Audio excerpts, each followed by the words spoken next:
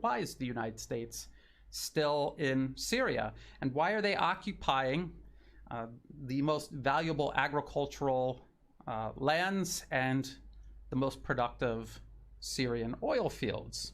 Well, to this day, the U.S. claims that it's there to fight ISIS, though we never see them actually fighting ISIS. We see them fighting local militias. The real reason that they're still in Syria is to freeze and starve the Syrian population into submission. They are deliberately denying Syria food and energy, and also through sanctions, economic reconstruction aid. And this is actually admitted by several U.S. officials. U.S. President Donald Trump admitted they're there for the oil.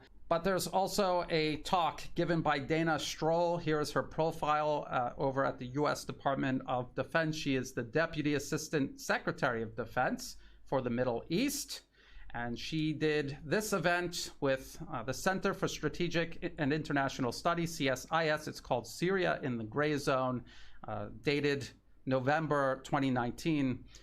The link to this video will be in the video description below, but I'm going to play a clip of what Dana Stroul of the U.S. Department of Defense said about why the U.S. is still in Syria. The United States still had compelling forms of leverage on the table to shape an outcome that was more conducive and protective of U.S. interests. And we identified four. So the first one was the 1/3 of Syrian territory that was owned via the U.S. military with its local partner, the Syrian Democratic Forces. Now, this was a light footprint on the U.S. military, only about 1,000 troops over the course of the Syria Study Group's report, and then the tens of thousands of forces, both Kurdish and Arab, under the Syrian Democratic Forces. And that 1/3 of Syria is the resource-rich, it's the economic powerhouse of Syria. So where the hydrocarbons are, which obviously is very much in the public debate here in Washington these days, as well as the agricultural powerhouse. But we argued that it wasn't just about this 1/3 of Syrian territory that the U.S. military and our military presence owned, both to fight ISIS and also as leverage for affecting the overall political process for the broader Syrian conflict. There were three other areas of leverage. One is political and diplomatic isolation of the Assad regime. This is, in our assessment, one of Russia's goals in the Middle East is the propaganda win for Russia of rehabilitating Assad on the international stage, of basically forcing the international community to normalize him and welcome him back in without any behavioral changes. So holding the line on diplomatic isolation, preventing embassies from going back into Damascus. Two is the economic sanctions architecture. So some of this is part of the maximum pressure campaign of the Trump administration on Iran, but there's a whole suite of both executive and congressional sanctions on Syria and Bashar al-Assad, both for human rights abuses in Syria and to the backers of Assad for their activities in support of him in Syria.